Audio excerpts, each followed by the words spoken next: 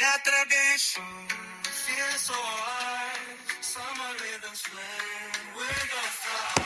Go, go, go, oh, shine it all out. Hear the summer sun. We're a summer loving crowd. Talking Brazil ball. Hello there, and welcome to another episode of Talking Brazil Ball Talk, episode 92 of Talking Brazil Ball. We're edging closer to that 100 episode, and in today's episode, goalkeeper blunders and much, much more. Neymar shines, of course. Keep locked into this episode of Talking Brazil Ball.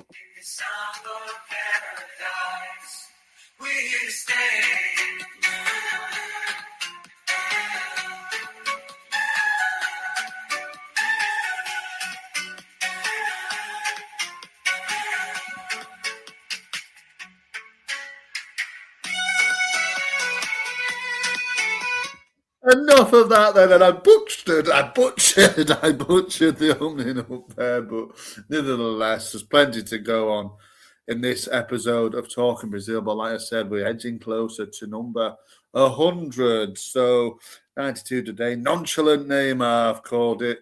Of course, Neymar shines, but we'll get on to that a little bit later on. First things first, without further ado, we will run down round 20, the results in round 20 of the Brazilian. Of course, quick turnaround. I did the last episode, I think, on Friday, and this episode comes to you today. So we will look upon it on now. So, yeah, round 20 of the Brazilian. The results go like this. Started on the 25th of July. Atletico PR 2, Inter 0. Santos 2, Chapecoense 2. Vasco 1, Mirassol 1. Bahia 1, Corinthians 1. Cruzeiro 0. Fogo 1. Flamengo 1, Sao Paulo 1. Grêmio 1, Fluminense 1. RB Bragantino 0, Curitiba 0. Palmeiras 1, my team Galo 2. Massive result for Galo there with a win over the team at the top of the division. And then it was Remo 2, Vitória 0. So there you go. All games are wrapped up on the weekend. So there are a few games today, round 21, but we will get into that at the end of the show. So now we look at the game of the week, and also within the game of the week there is one of the awards to give out as well. So the game of the week was Cruzeiro against Botafogo. Now Cruzeiro ended up on the losing side, and it was the first defeat they've had in any competition since a derby defeat to Galo in early May. That is 9 games without a defeat. The defeat came against Botafogo as they rocked up to Belo Horizonte and came away with all 3 points and a clean sheet to boot. And yeah, they're doing a little bit better at Botafogo now. That is they've only lost 1 in the last 8 games, so they're doing okay. That's in all competitions. The Sudamericana is going quite nicely for them. They're through, I think, to the next round, so they're doing all right. Their game with Grêmio, which was supposed to be happening in the early hours of today, as of recording, didn't happen. It was postponed. A few of them have been postponed. I'm not really sure of the reasons why, but they will be replayed again. So Fogo next play on Sunday the 9th of August. A little bit of a break there for them. And they play at home to Fluminense. But it was Justino who got the one and only goal. It was a good header for this one, actually. Did well. He's a young lad, and we will get on to him in this section now. We will go on to this. future ahead for this guy, a young talent of Brazil. How far can he go? It's the young player of the round award. So the Young Player of the Round award, Gabriel Justino, that is his first ever goal in the Brasileirão. He had scored in the Carioca in early season, but that's his first ever goal in the Brasileirão in any playing for any team. Obviously, he's come up through the Fogo Academy. 9 appearances for the first team so far this season. Only really just turned 20 a few months ago in April. Young lad. We know the Brazilian teams like to come out with these. They're really good at nurturing the young talent out. They're not scared, as we know, to throw them all in and have a go. So Justino, it was, he's played the last 3 full 90 minutes before then 89 minutes against Bahia in May, and he's also played in the Sudamericana, completed 90 minutes there. So he's broken in to the first team really this season, he has. It's his first season in the first team, and he seems to be doing well. It was a good header that, and again there was slim pickings for the Young Player of the Round award really. Victor Hugo, of course, for my team, Galo got a goal for them. I just thought this lad, first season, it's his first ever goal in the league. So fair play to Gabriel Justino. He gets the award this week. Congratulations to Fogo, who are doing a little bit better. Like I said, they're up into 7th position now. Carvalho's side, so they're doing all right, and let's see where they can go from here. But congratulations to Justino, well done to him, and to Fogo. He wins the Young Player of the Round award this week.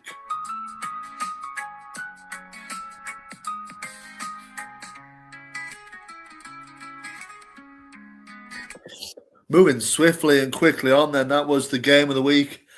And the Young Player of the Round award all wrapped up in one. So we've now got the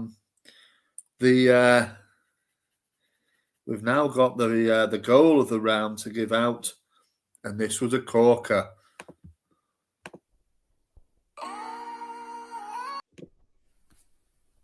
That one.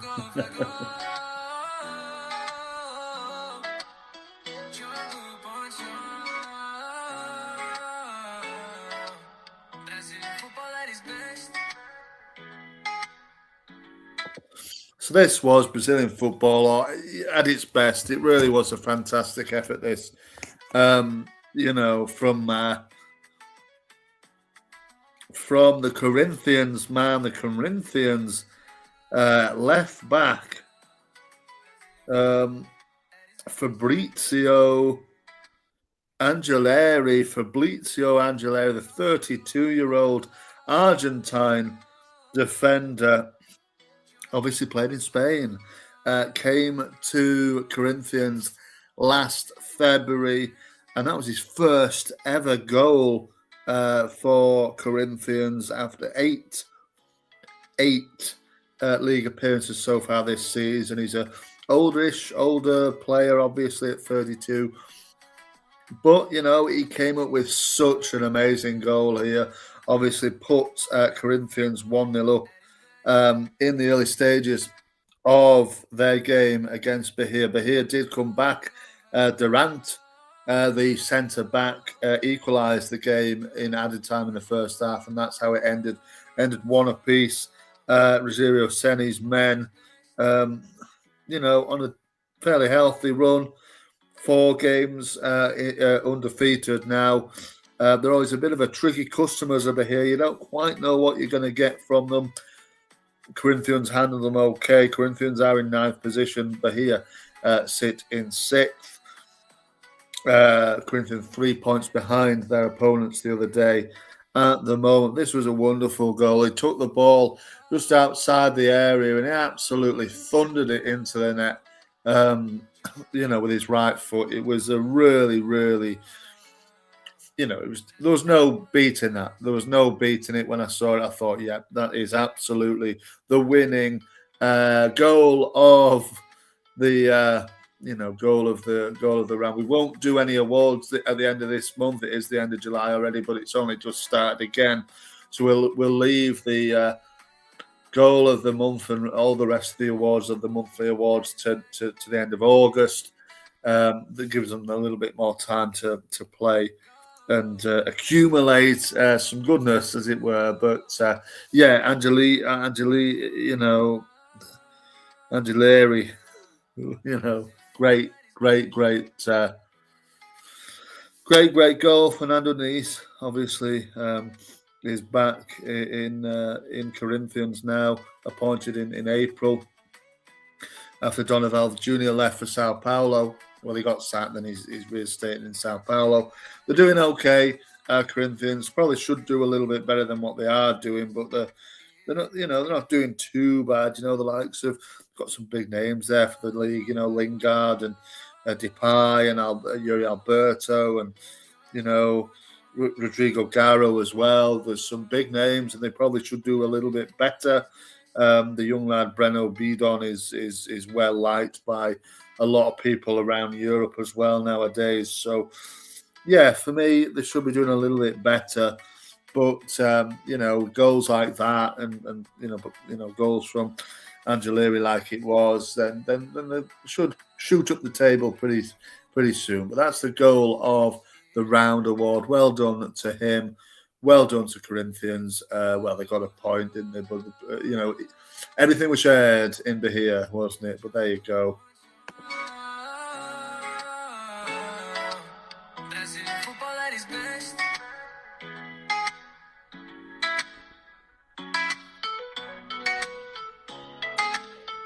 So there we go. A fantastic goal. Go and have a look at it if you want to, if you're that way inclined.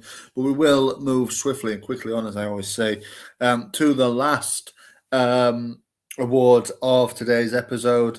And it is, of course, it is this one.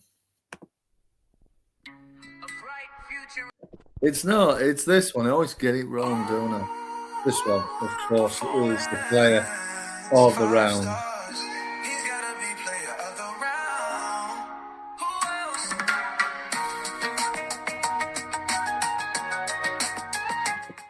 So who else was it but Neymar this week? Neymar, excuse me, with a double. Excuse me, got a frog in my throat, but it's gone now. And Neymar certainly hasn't gone. He is announced himself again on the Brazilian football stage with 2 goals in the 2-2 draw with Chapecoense. First one was a lovely give and go with I think it was with Rohaisa. Rohaisa gave it to him on the inside the box. He gave it back to him, who gave back to Neymar, and then he slotted it in the bottom corner. It was a lovely goal. It was up there for goal of the round until I saw the Angeleri one. But yeah, it was a fabulously worked goal. Second one was a penalty, of course. Sent the goalkeeper the wrong way in the 89th minute to equalise the game, which obviously ended up being a draw with Chapecoense. Chapecoense, on the other hand, are doing absolutely awful. Rock bottom. But with that draw, they do move into double figures for the season. They are on 10 points. But they are a huge 11 points away from Inter, who occupy 16th position. Inter not doing very well. On the other hand, James will not be happy. But yeah, Chapecoense, their first point in any competition this season since the 10th of May with a draw with Mirassol.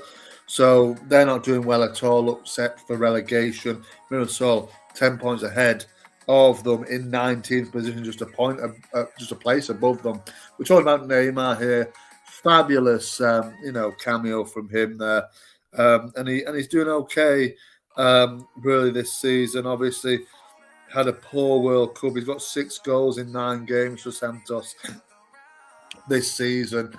He had a really poor World Cup. Ancelotti probably shouldn't have taken him really in the end, I don't think. But as I've heard many people say, he was damned if he did, and he was damned if he didn't really with Neymar. Obviously, Neymar, come the next one, he'll be 38. He'll probably won't go at all. And Ancelotti, if he is still there, won't feel any pressure to take him either way. Obviously, it was a really strange decision for me to take him.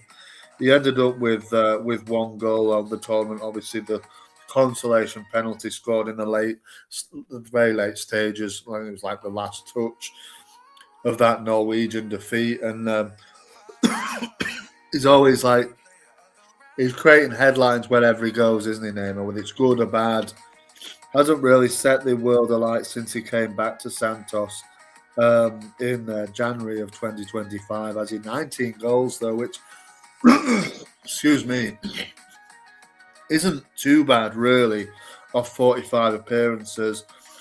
Obviously, before that, didn't play much for Al Hilal, did he at all? And obviously started at Santos, where he scored a bag full of goals. But yeah, it's always a little bit of a circus surrounding Neymar. There's a lot of hype. There's a lot of media chat and speculation. And for me, I'm not really sure it's the best thing for Santos and Kuka. They're sitting now in 14th position on 22 points, a point ahead of Vasco, who occupy the last relegation position. Again, they're not really, and they finished in 12th position, which was a good in the end, because they're always flirting with relegation last season. But I think Neymar, for me, when he comes good, it's great. But it's very few and far between that it actually comes good for him. He's getting on now. I know he's back at home. He probably feels quite relaxed, but taking him to the World Cup was a disaster, and I don't know whether. Obviously, he's not good enough to play at the highest of levels, probably at the moment, is he? And he was criticised heavily for his performances in the in the World Cup. I think some people likened him to a Sunday League player. Really, didn't look fit, didn't look very much interested really at all. And then he's on the turf trying to make it all about himself, crying, after they get knocked out against Norway. I don't know, but he's come up with the goods here today. He is the player of the round. There's nobody else that touched him in this match week. So fair play to him. He always crops up now and again, doesn't he, with a player of the round performance? But it's too few and far between for the talent that he's got, really, for me. And it's too much bad publicity for Santos, if I'm being completely honest. And that's my take on it anyway. But he came up with a good this time. Obviously, Santos couldn't end up winning the game, but sometimes it's like that. But congratulations to Neymar on winning that award this week. Hopefully, it'll go on and he'll do well towards as we go into the second half of the season. But let's wait and see. But he wins the Player of the Round award this week. Had a good game there. You can see some stats on the screen. So fair play. Well done to him.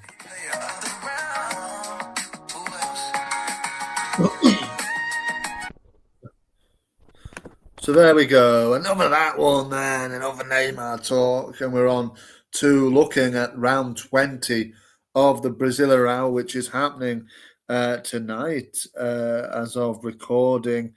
And let's wait and see. And let's see what the fixtures are for this round.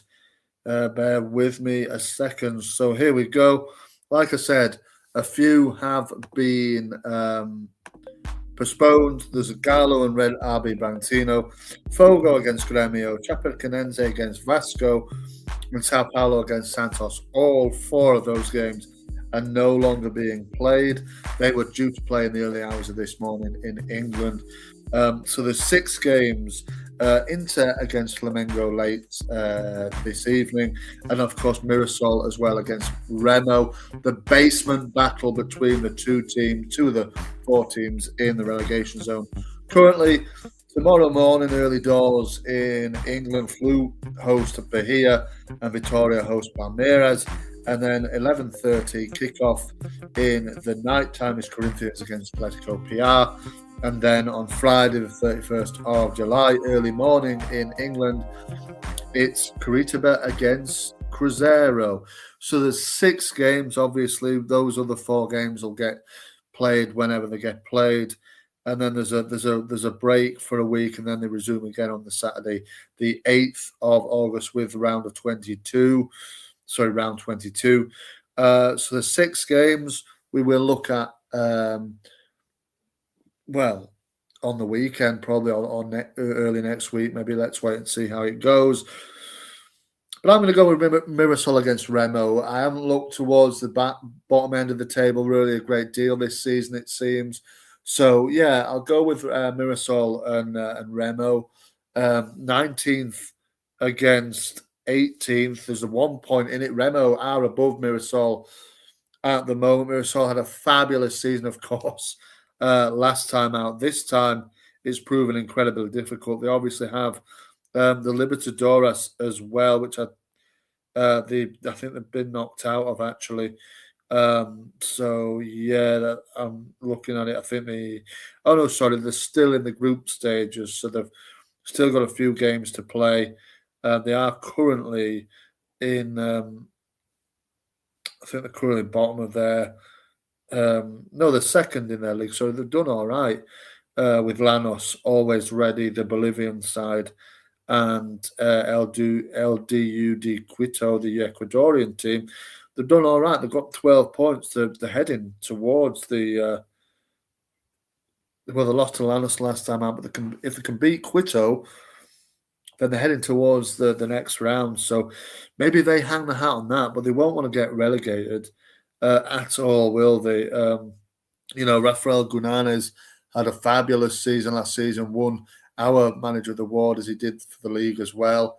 They've done a marvelous job, but they won't want to get relegated. Remo, of course, it's another fairy tale story. Quite a few years ago, if you said Mirasol and Remo were top flight teams, people would have laughed in your face. So they're doing very, very well. It would be a shame if Mirasol were to get relegated for me, but they are doing that at the moment. There is still 19 games for them to play. They're bang on halfway through their season. Remo have played a game more and are a point better off. They're not that far away from being, getting out of the relegation zone after that really marvellous win over Vitória. They've won 2 games out of 3. They beat Sao Paulo as well, lost to Corinthians, and then beat Vitória. So, yeah, I'd be interested to see how this one pans out. And, let's see how it all goes. But that's my game of the week. We will now finish it off with looking at the table, of course. So the table looks a little bit like this. Top of the table is, of course, Palmeiras on 44 points. Second is Flamengo on 38. Third is Atletico PR doing a marvellous job. Is Hellman on 36 points. Fourth is Flu on 33. Fifth, RB Bragantino on 31. Sixth, Bahia on 31. Seventh is Fogo on 29. 8th is Galo on 28. 9th is Corinthians, also on 28. 10th, Curitiba on 27. 11th is Cruzeiro on 27. 12th is Sao Paulo on 26. 13th is Vitória, also on 26 points. 14th, Santos on 22. 15th is Grêmio on 22. 16th is Inter on 21. Into the relegation zone, then in 17th position, Vasco da Gama on 21 points.